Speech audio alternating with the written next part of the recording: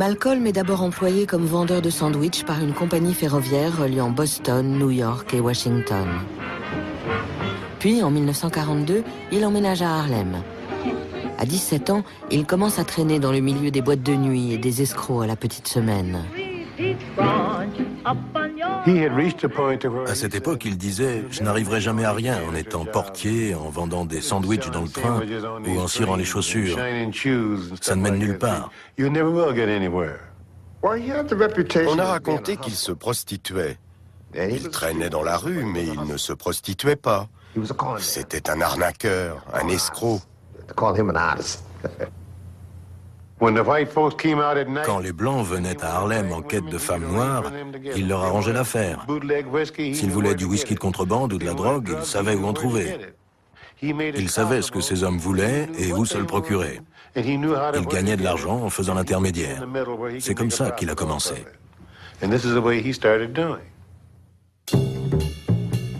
En revenant sur cette période de sa vie, Malcolm X dirait ensuite qu'il n'y avait que 3 choses qui l'inquiétaient: la prison, un boulot et l'armée. Pour ne pas être enrôlé pendant la Seconde Guerre mondiale, il affirme devant le Conseil de révision qu'il veut apprendre aux soldats noirs à tuer des Blancs. Il est déclaré inapte par l'armée.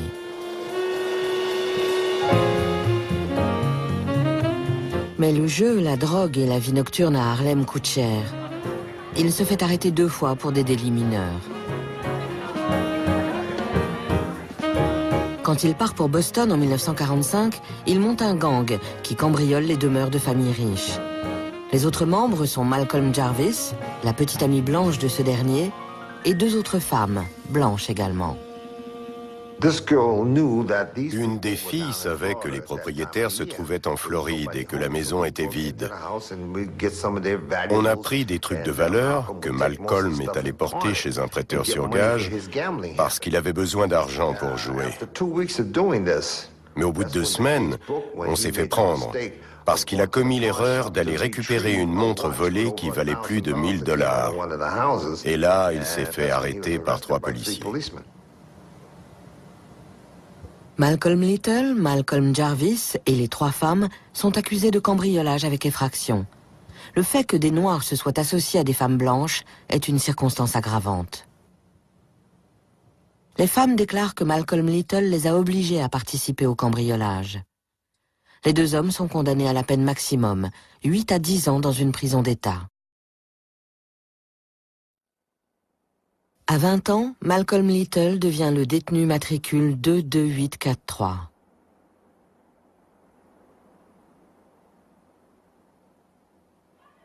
To have once been a criminal is no disgrace.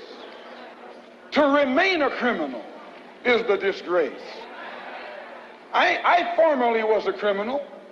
I formerly was in prison. I'm not ashamed of that. You never can use that over my head. And that he's using the wrong stick. I don't feel that stick.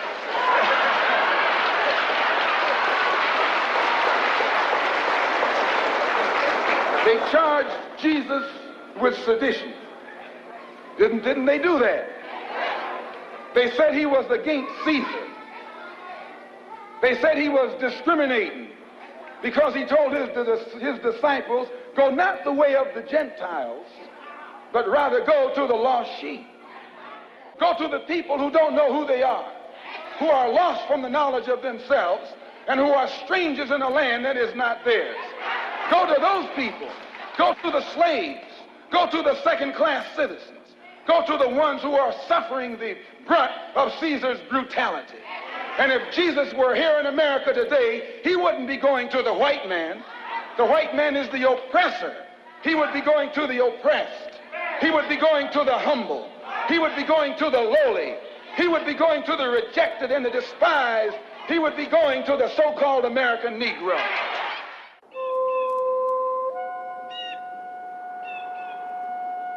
En prison, Malcolm organise des paris clandestins et continue de se droguer. Spirituellement, il remet en cause l'existence de Dieu. Ses codétenus le surnomment Satan.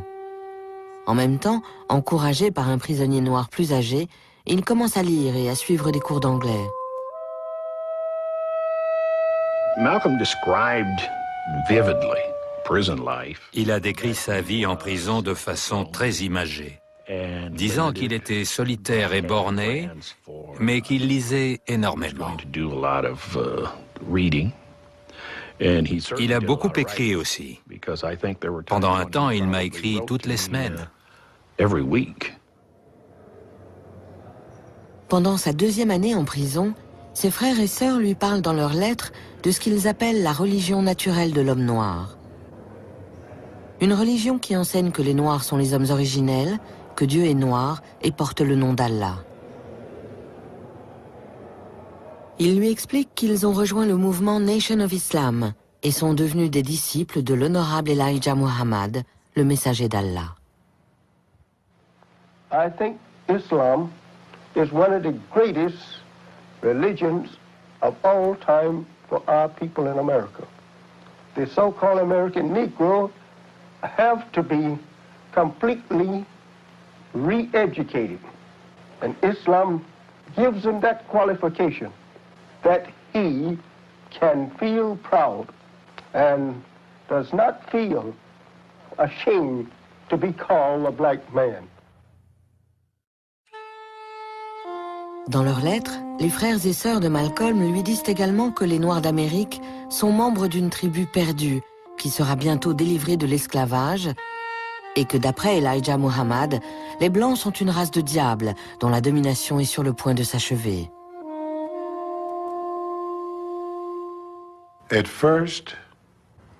Ça lui a tout de suite plu, à l'exception d'un point qu'il n'arrivait pas à comprendre, le fait que les Blancs étaient des diables.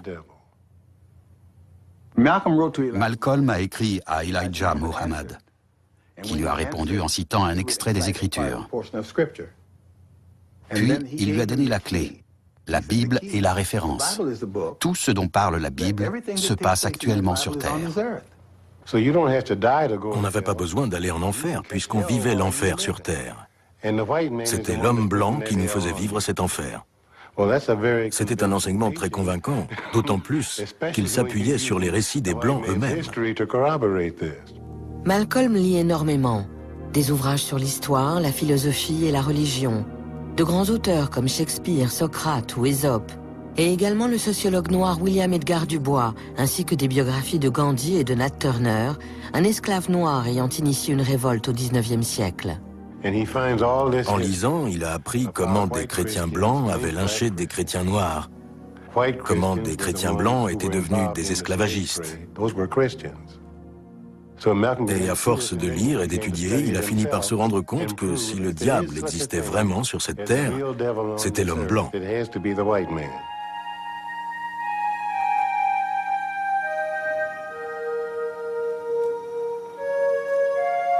Elijah Muhammad lui écrit de se soumettre à Allah, mais Malcolm est réfractaire à toute idée de soumission. Il lui faudra une semaine entière avant d'accepter l'idée de s'incliner pour prier.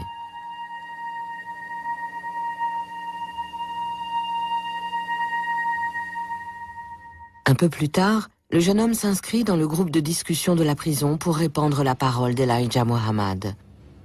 Il débat alors avec des universitaires venus de Harvard et du MIT. C'est à ce moment-là que son nom a commencé à circuler dans toute la population carcérale et que les détenus se sont mis à assister au débat, la plupart par curiosité, juste pour l'écouter parler. Le 7 août 1952, Malcolm est libéré après 6 ans et demi passés en détention. Un mois plus tard, il est accepté au sein de Nation of Islam. Malcolm Little devient alors Malcolm X. How did you happen to join the Muslim movement? I was in prison. I was a very wayward, criminal, backward, illiterate, uneducated, and whatever other negative characteristics you can think of type of person until I heard the teachings of the Honorable Elijah Muhammad. And because of the impact that it had upon me in giving me a desire to reform myself and rehabilitate myself for the first time in my life, and also being able to see the effect that it had upon others, this is what made me accept it. And I noticed that after being exposed to the religious teachings of the Honorable Elijah Muhammad, immediately it instilled within me such a high degree of racial pride and racial dignity that I wanted to be somebody, and I realized that I couldn't be anybody by begging the white man for what he had, but that I had to get out here and try and do something for myself or make something out of myself.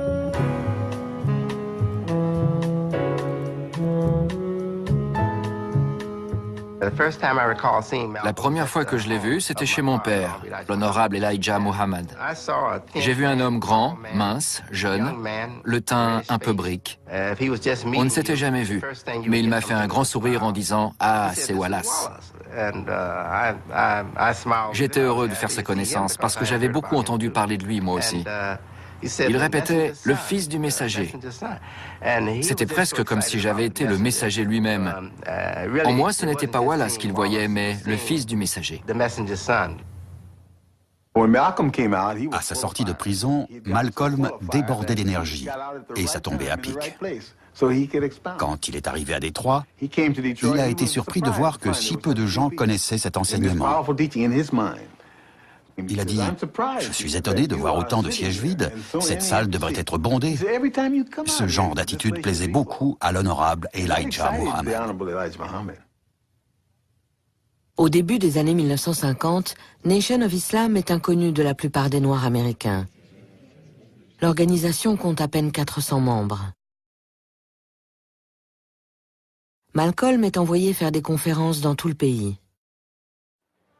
En l'espace de 2 ans, il contribue à l'ouverture de mosquées à Boston, Hartford et Philadelphie. Elijah Muhammad le nomme alors ministre du temple le plus important de la côte Est, la 7e mosquée de Harlem.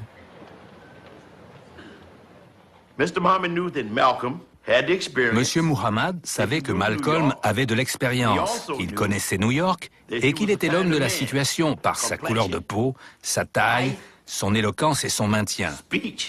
Il faut prendre tout ça en compte quand on choisit un orateur. New York était une ville internationale, il fallait y envoyer le meilleur. C'est pour ça que M. Muhammad l'a choisi.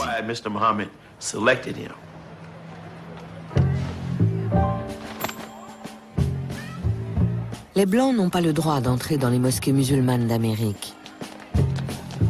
Les membres de Nation of Islam s'efforcent de bâtir une communauté autonome, fondée sur des règles strictes et une obéissance absolue. L'organisation ouvre des écoles pour les enfants où l'on enseigne les mathématiques, les sciences, l'histoire et l'arabe.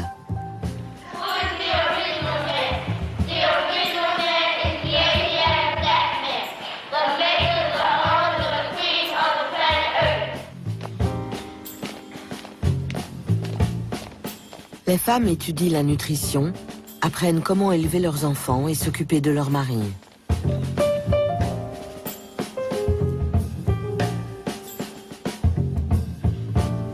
Aux hommes, on enseigne la responsabilité parentale, l'histoire et la religion. Baptisé Fruit of Islam, fruit de l'islam, le corps d'élite de l'organisation est formé aux méthodes de combat rapprochées. Il est chargé de veiller à la sécurité des mosquées et de punir ceux qui s'élèvent contre la parole du messager. Quand je suis allé chez des familles musulmanes, j'ai été surpris de voir à quel point elles avaient foi en Elijah Muhammad et en Malcolm. Un jour, j'ai demandé à un père, « Que feriez-vous si votre fils vous annonçait qu'il renonce à la religion musulmane ?» Il m'a répondu, « Je le mettrai à la porte et je lui interdirai de revenir. » Plus tard, j'en ai parlé à Malcolm qui m'a dit « Il le pense, il le ferait. » J'ai dit « Sans se soucier de son fils ?» Non, parce que c'est à Elijah Muhammad qu'il a prêté serment.